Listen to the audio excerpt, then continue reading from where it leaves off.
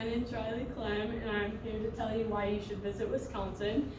Today I'll be talking about the history of Wisconsin, why you should visit Wisconsin, and the sites that are there for everyone to see.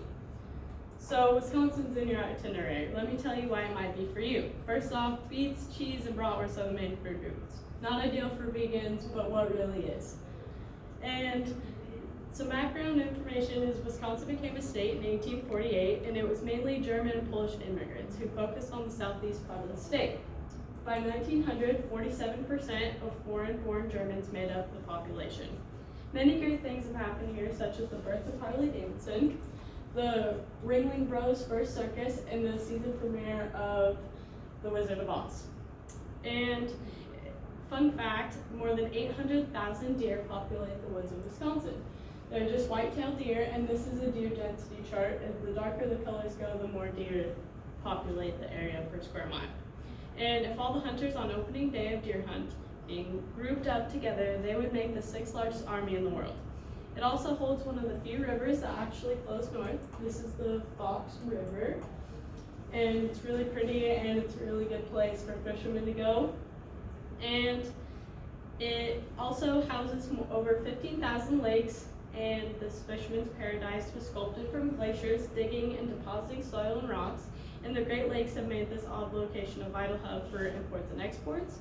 And it shares 2 of the Great Lakes with Michigan and Canada, Lake Michigan and Lake Superior, and they're good to transport like food and whatever else they need.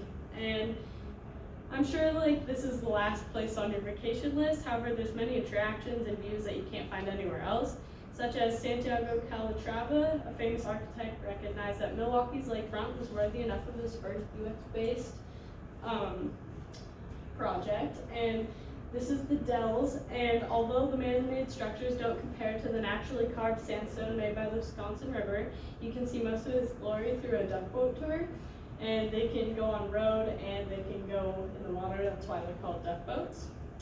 And if it's not quite your definition of fun, there's also Wisconsin is also known as the water park capital of the world, and it's home to over 20 indoor and outdoor water parks.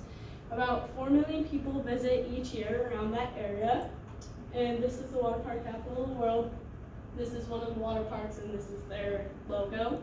And not too far from that, 13 miles to be exact, Wisconsin holds the world's largest Tesla coil. And this picture is from Tesla Fest, where they just test it out and let people watch. And famous people are nothing new to this state. Georgia O'Keeffe, she's on the far left, a painter, lived in Wisconsin, and she was first recognized by the New York art community in 1916. On the top left, that's Laura Ingalls Wilder, and she wrote Little House in the Big Woods and Little House on the Prairie.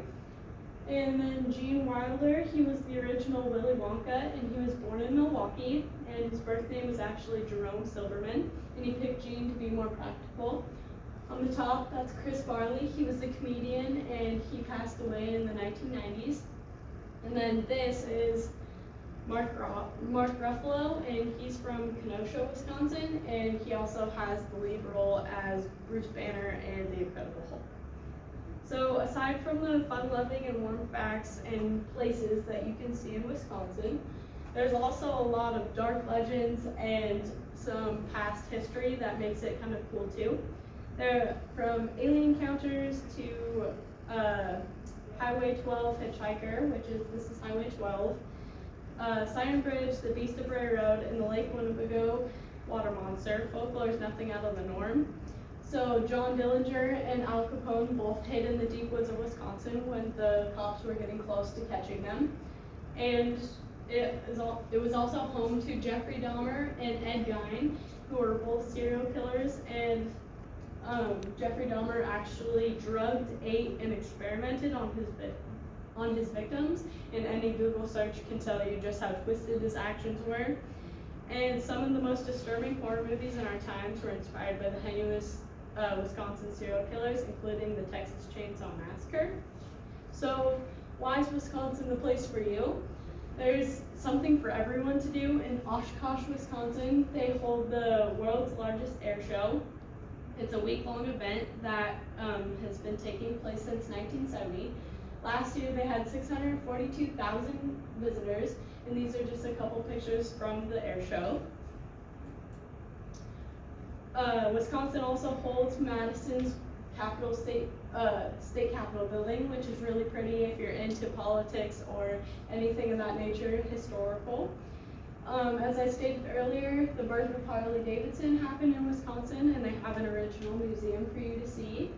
If you're more of an outdoorsy person, the Land O'Lakes is a good place for you. It's a place near Boulder Junction, Eagle River, and Rhinelander in northern Wisconsin, where there's just an abundance of lakes.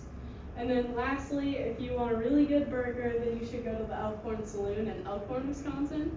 They also sell some pretty funny t-shirts, such as this one. This one. And they also have a license plate haul. And then lastly, the Green Bay Packers originate out of Green Bay, Wisconsin, and they have a Lambeau Field there, and that's where they have most of their home games. This is their logo, and that's just the team this year.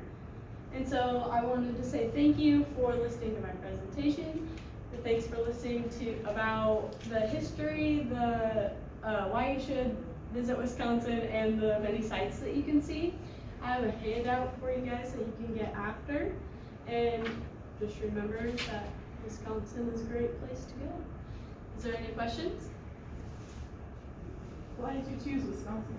I have families in Wisconsin, and it's just always been a really cool place to go. Thank you.